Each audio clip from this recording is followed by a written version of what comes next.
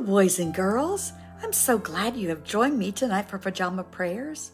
Thank you so much. I look forward to spending time with you each Saturday evening. So thanks for being here.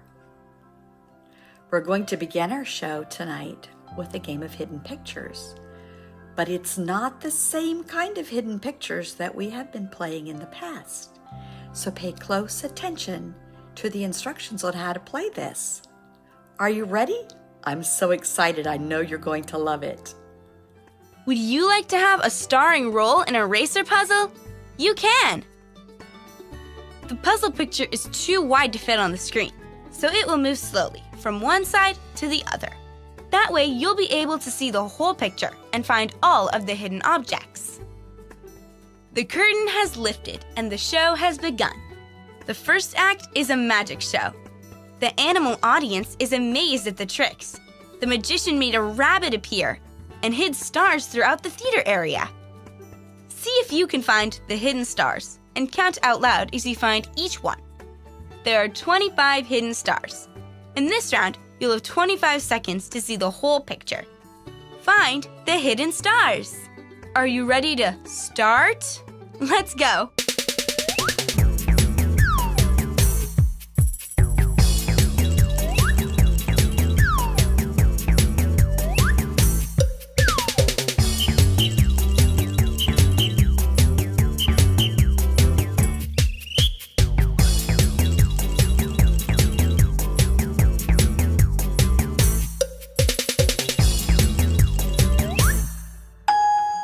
How many stars did you find?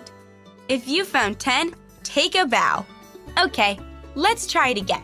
Only this time, you'll have a whole minute to find as many stars as you can. Ready? Go!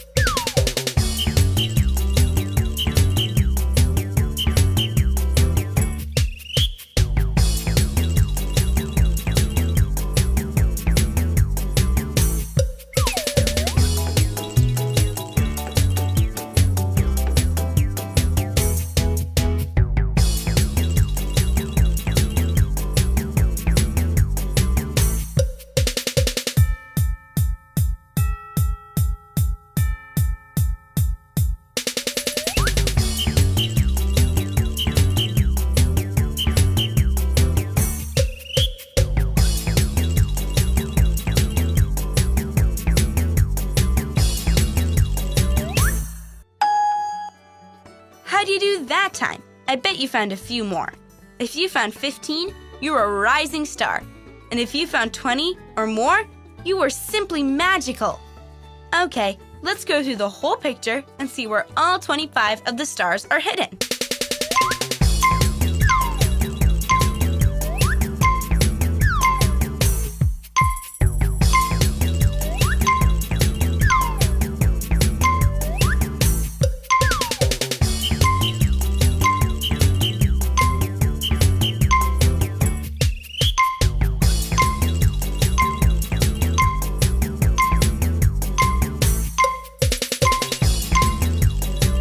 The animals watching the show are clearly impressed by the magician's rabbit trick. But I bet they're all hoping that his next trick doesn't turn out to be a real stinker. Well, friends, what do you think about racer puzzles?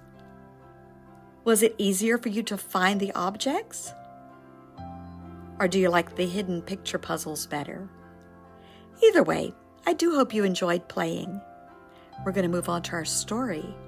The name of our story for tonight is Enemy Pie. I wonder what that's about. Enemy Pie by Derek Munson. It should have been a perfect summer. My dad helped me build a treehouse in our backyard. My sister was at camp for 3 whole weeks. And I was on the best baseball team in town. It should have been a perfect summer, but it wasn't. It was all good until Jeremy Ross moved into the neighborhood right next door to my best friend Stanley. I did not like Jeremy Ross. He laughed at me when he struck me out in a baseball game. He had a party on his trampoline and I wasn't even invited. But my best friend Stanley was. Jeremy Ross was the one and only person on my enemy list. I never even had an enemy list until he moved into the neighborhood. But as soon as he came along, I needed one. I hung it up in my treehouse where Jeremy Ross was never allowed to go. Dad understood stuff like enemies. He told me that when he was my age, he had enemies too. But he knew of a way to get rid of them. I asked him to tell me how. Tell you how? I'll show you how, He said. He pulled a really old recipe book off the kitchen shelf. Inside, there was a worn-out scrap of paper with faded writing. Dad held it up and squinted at it. Enemy pie. He said, satisfied. You may be wondering what exactly is enemy pie. I was wondering too. But Dad said that the recipe was so secret, he couldn't even tell me. I decided it must be magic. I begged him to tell me something, anything. I will tell you this. He said. Enemy pie is the fastest known way to get rid of enemies. Now, of course, this got my mind working. I mean, what kinds of things, disgusting things, would I put into a pie for an enemy? I brought Dad some weeds from the garden, but he shook his head. I brought him earthworms and rocks, but he didn't think he needed those. I gave him the gum I'd been chewing all morning, and he gave it right back to me.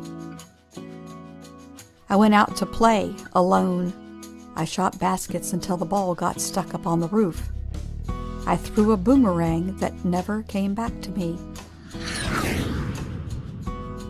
And all the while, I listened to the sounds of my dad chopping and stirring and blending the ingredients of enemy pie. This could be a great summer after all. Enemy pie was going to be awful. I tried to imagine how horrible it must smell, and worse yet, what it would look like. But when I was in the backyard looking for ladybugs, I smelled something really, really, really good. And as far as I could tell, it was coming from our kitchen. I was a bit confused. I went in to ask Dad what was wrong. Enemy pie shouldn't smell this good. But Dad was smart. Well, if enemy pie smells bad, your enemy will never eat it, He said. I could tell he had made enemy pie before. The buzzer rang, and Dad put on the oven mitts and pulled the pie out of the oven. It looked like a plain old pie. It looked good enough to eat. I was catching on. But still, I really wasn't sure how this enemy pie worked. I mean, what exactly did it do to enemies? Maybe it made their hair fall out. Or their breath stink. Maybe it made bullies cry. I asked Dad, but he was no help. He wouldn't tell me a thing. But while the pie cooled, he filled me in on my job. He talked quietly. Well, there's one part of enemy pie that I can't do. And in order for it to work, you have to spend the day with your enemy. And even worse, you have to be nice to him. It's not easy, but it's the only way enemy pie can work. So are you sure you want to go through with this? Well, of course I was. It sounded horrible. It sounded scary, but it was worth a try. I mean, all I had to do was spend one day with Jeremy Ross, and then he'd be out of my hair for the rest of my life. I rode my bike over to his house, and I knocked on the door. When Jeremy opened the door, he seemed surprised. He stood on the other side of the screen door and he looked at me, waiting for me to say something. I was nervous. "Can you play?" I asked. He looked confused. "I'll go ask my mom," he said. He came back with his shoes in his hand. His mom walked around the corner to say hello. "You boys stay out of trouble," she said, smiling. We rode bikes for a while and played on the trampoline. Then we made some water balloons and threw them at the neighbor girls, but we missed. Jeremy's mom made us lunch, and after lunch, we went over to my house. It was strange, but I was kind of having fun with my enemy. He almost seemed nice. But of course I couldn't tell Dad that, since he had worked so hard to make enemy pie. Jeremy Ross liked my basketball hoop. He said he wished he had a basketball hoop, but they didn't have room for one. I let him win a game just to be nice. Jeremy Ross knew how to throw a boomerang. He threw it and it came right back to him. I threw it and it went over my house and into the backyard. When we climbed over the fence to find it, the first thing Jeremy noticed was my treehouse. My treehouse was my treehouse. I was the boss. If my sister wanted in, I didn't have to let her. And if my dad wanted in, I didn't have to let him. And if Jeremy wanted in, "Can we go in it?" he asked. I knew he was going to ask me that. But he was the top person, the only person on my enemy list. And enemies aren't allowed in my treehouse. But he did teach me how to throw a boomerang. And he did have me over for lunch. And he did let me play on his trampoline. He wasn't being a very good enemy. "Okay," I said, "but hold on." I climbed up ahead of him and tore the enemy list off the wall.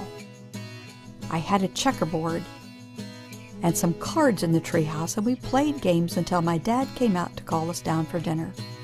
We pretended we didn't hear him, and when he came out to get us, we tried to hide from him. But somehow he found us. Dad made us some macaroni and cheese for dinner, my favorite. It was Jeremy's favorite too. Maybe Jeremy Ross wasn't so bad after all. I was beginning to think that maybe we should just forget about enemy pie. But sure enough, after dinner, Dad brought out the pie, and I watched as he cut the pie into 8 thick slices. "Dad," I said, "it sure is nice having a new friend in the neighborhood." I was trying to get his attention and trying to tell him that Jeremy Ross was no longer my enemy. But Dad only smiled and nodded. I think he thought I was just pretending. Dad dished up 3 plates side by side, with big pieces of pie and a giant scoop of ice cream on each. He passed one to me and one to Jeremy. "Wow," Jeremy said, looking at the pie. "My dad never makes pies like this." It was at this point that I panicked. I didn't want Jeremy to eat enemy pie. He was my friend. I couldn't let him eat it. "Jeremy, don't eat it. It's bad pie. I think it's poisonous or something." Jeremy's fork stopped before reaching his mouth. He crumbled his eyebrows and looked at me funny. I felt relieved. I had saved his life. I was a hero.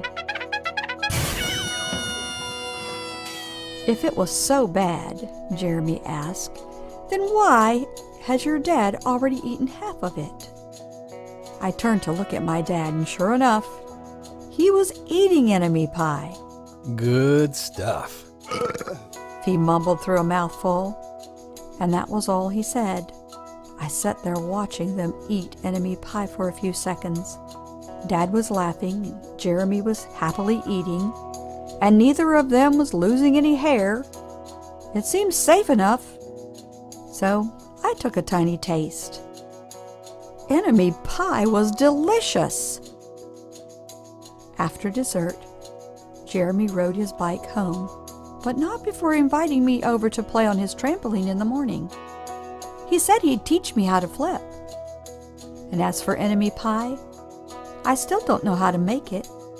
I still wonder if enemies really do hate it, or if their hair falls out, or their breath turns bad. But I don't know if I'll ever get an answer, because I just lost my best enemy. The end.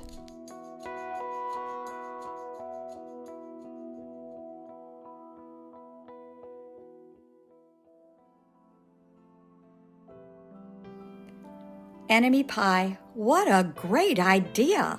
Returning good for evil. You know, the Bible talks about that. The scripture verse that I'm thinking of is in the book of Romans, chapter 12 and verse 21. It says, "Don't be overcome by evil, but overcome evil with good." In other words, don't let the meanness get the best of you. Get the best of the meanness with good. Well, friends, I hate to tell you, but we have no more time for tonight. Our show has come to an end. I hope you'll join us again next Saturday night at 7 when we have another great story and another great puzzle. Until then, turn to someone there with you and say, "You are worth more than you know, capable of more than you think, and loved more than you can imagine." Good night.